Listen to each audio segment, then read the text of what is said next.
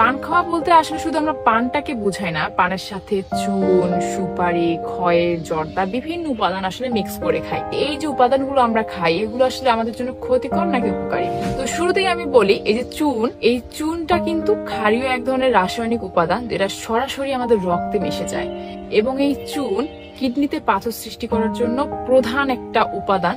তাই অবশ্যই আমরা চুনটাকে অ্যাভয়েড করব।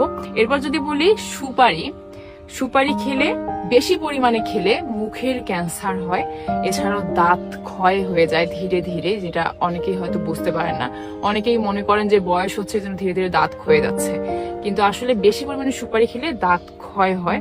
এছাড়া আমরা যে জর্দা খাই, আমরা অনেকেই জানি যে জর্দাটা কিন্তু ক্যান্সার সৃষ্টির জন্য প্রধান একটা উপাদান। এবং এখানে একটা ইনফরমেশন আমি দেই, জর্দা কিন্তু যারা সিগারেট খায় সিগারেটের থেকেও প্রায় 4 গুণ ক্ষতিকর। এবং পানের সাথে আমরা আরেকটা জিনিস খাই, খয়।